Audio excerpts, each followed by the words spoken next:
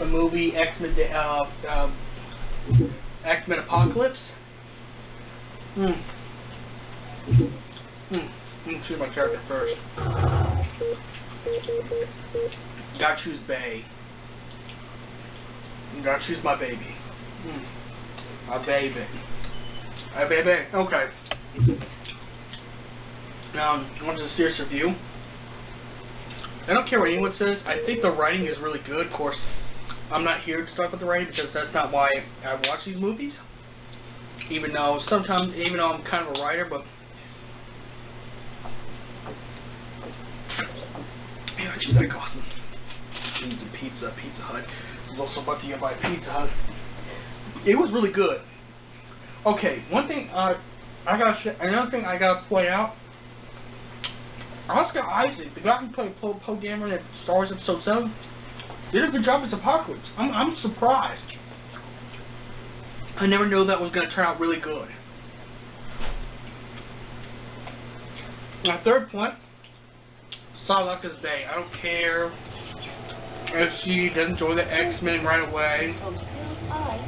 God damn, she's hot in this game. I'm touching myself tonight. But no, the movie was, Psylocke's Bay, even though she was one of the bad guys, she don't join the X-Men right away, she's going to end up joining the X-Men later on in future movies, which is really good, you know. Storm finally joins up the good guys because Mystique, her idol, was about to be killed by Apocalypse, you know, because Apocalypse uses people. He just manipulates people's emotions and stuff like that. But I gotta say this, you know, and I know we're gonna get some dislikes and probably people angry with me. You know, mostly this is actually not retarded. Is probably gonna be unsubscribing to me. Apocalypse is stronger than Mamoru Uchiha. I just gotta say it. Even in stage of 6 past 1. Apocalypse, dude. Okay, dude, Apocalypse can lift a whole entire Earth of every building, every submarine, every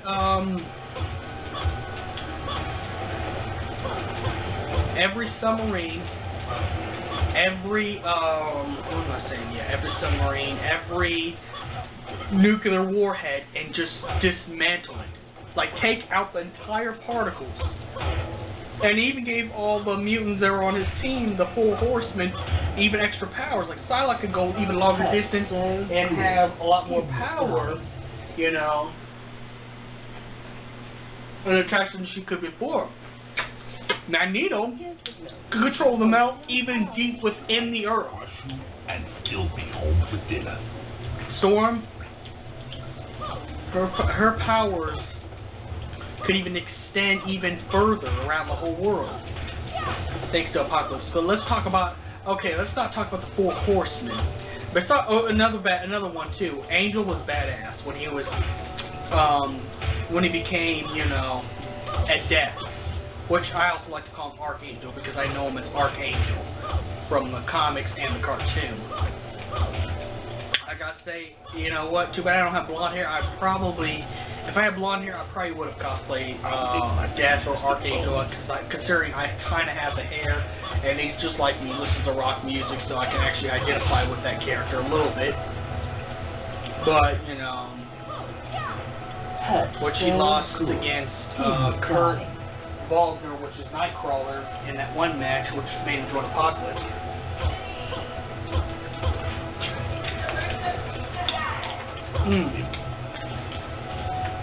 Sorry, I got people upstairs. So if you hear any extra music, if you hear extra noise, that's probably why. Okay, so we talked about the 4 horsemen. Now let's talk about Apocalypse. Again, that dude is actually what he claims to be, a god. He can go into Professor Xavier's head and control the world. And,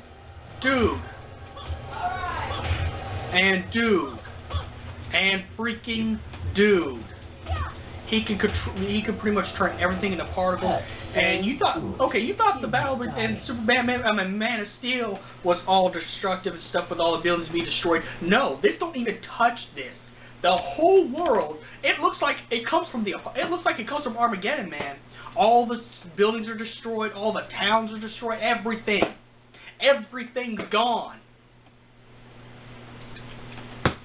Oh man, everything is gone. The destruction toll is high. Like seriously, I don't know how much money they must have put a lot of money in this.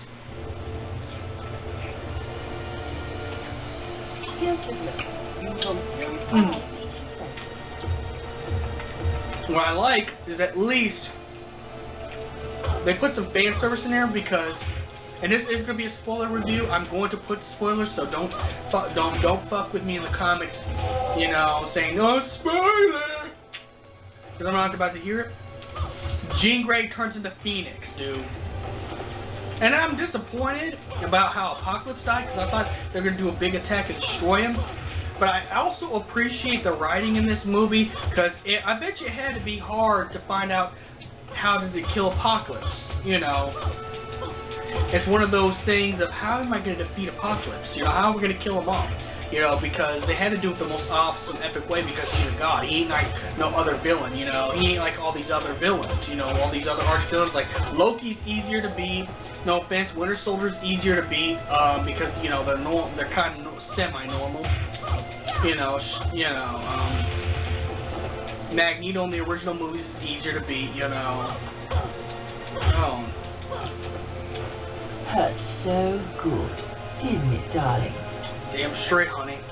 I want you to hurt me. But anyways, they had I can appreciate how long it must have took for them to figure out how to kill off, how long it must have took to kill off Apocalypse, so, and which was pretty awesome. I don't care what anyone says, Phoenix destroying Apocalypse was a good idea, not because of feminist agenda where a female main character wins the day. I like it because, you know, it's at least Dark Phoenix, which is a huge thing for comic fans. If you're a comic fan, the Dark Phoenix storyline is one of the favorite around X-Men fans or comic fans in general. So I'm kind of glad they put the fan service where Phoenix turns into, or Jean turns into Phoenix, either Dark Phoenix or regular Phoenix. I'm glad she turns into one of them and destroys Apocalypse. Like Apocalypse just melts away. Like it's just like when it's kind of like when Gohan defeats Cell. Remember when Gohan in Dragon Ball Z defeats Cell, or he evaporates every single cell in his body? That's what happened to Apocalypse. Like but I'm gonna say this: I don't think Apocalypse is dead. Because when Apocalypse dies, Apocalypse says, this is all clear for me. Now, you know he ain't dead. He's a god. You know? Apocalypse has lived for centuries, transferring his mind to other people's bodies. He's been, you know, he's been doing this for centuries. He's been living in other people's bodies for centuries. He can transfer his essence to other people. But I like how he died like Cell, where his whole body was evaporated to no. But he ain't dead. Now, probably from the Marvel Cinematic Universe, yes, Apocalypse is gone. And the most important thing, besides the sad part when Magneto's family dies because, you know, he's trying to live a good, clean life, because I gotta be honest, you know, his coworkers be snitching on him. And let's just be real, that's what coworkers do, they snitch. That's why you don't tell your coworkers everything about your life. What he didn't, they just figured it out. But see, the bitch assness of those coworkers in that steel fat mill. I'm glad that got killed. As much as Apocalypse is a bad guy, the one thing Apocalypse did was good. Let's kill those people in the steel mill, because I hate snitching employees. Personal experience, I just hate other coworkers that snitch. If you're a snitch, I don't respect you. You're trash. You're garbage to me. Well, I don't want to talk to you. I don't care what you're getting in the end. Don't snitch. Which guy's family killed, but anyways, that wasn't my film. Besides his family getting killed, the most important thing, no main characters died. This is actually a Marvel movie, or other Marvel movies, nobody actually died. And one thing I like about this movie, and I know it's kind of superficial, my bae, Psylocke, lives through the whole thing. When I thought she was going to die because it was actually Mystique transformed as Psylocke, you know, so I was kind of worried, but Psylocke lives. I don't care if Psylocke has a bad attitude at the end of the movie and doesn't want to join X-Men, because I have a feeling she's an anti-hero. She's like Gambit. She's an anti-hero, you know? And I can respect that because I like the anti-hero mentality. You know, you should be doing things for yourself instead, but, you know, and that's just my principles on that, but nonetheless, I respect that, you know, but I still respect Psylocke, even if she has a nasty attitude at the end. I still love her. I'm hopeless, okay? Don't blame me. I'm hopeless, okay? Alright, I still have a crush on her, even though, but she's gonna end up being an X-Men and being a good guy anyways. I mean, her story, it's just like with Gambit, you know. Gambit starts out as a villain, and he really doesn't do everything for the good all the time. He does things for himself. He does it when he needs to, but, you know, she's going to end up being an anti-hero just like Gambit. You know. The taste of blood.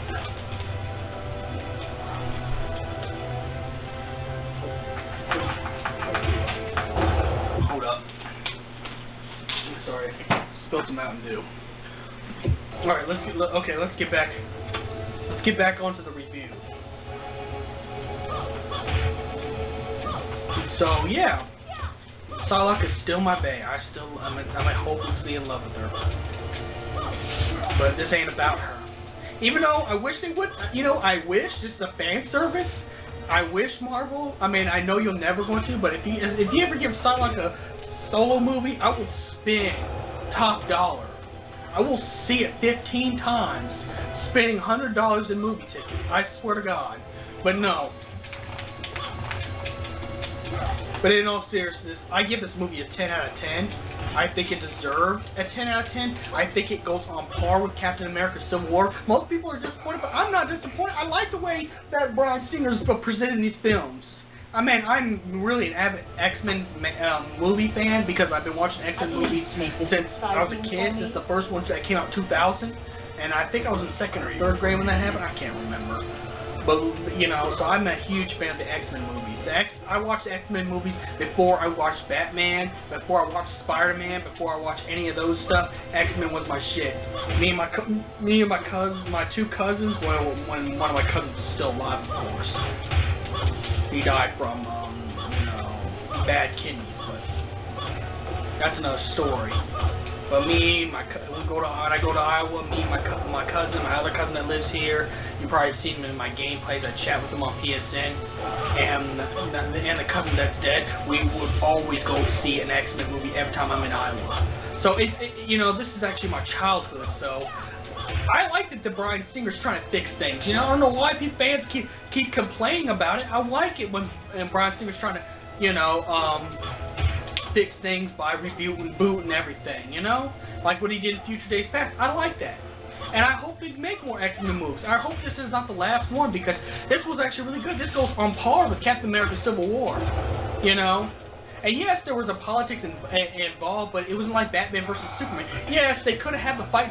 Okay, yes, they could have had the fight scenes begin in the movie. Like they could have had the epic fight scenes with Apocalypse earlier on, but I think it's still good because at least no politics was pushed on us, you know. Even though there's a little bit of politics, it was more about the story. They had to defeat Apocalypse. It wasn't about, you know, court cases, you know, indoctrinating people, progressiveness. It was just a straight up X-Men movie, and it should be that way. Yeah, there's a little bit of progressive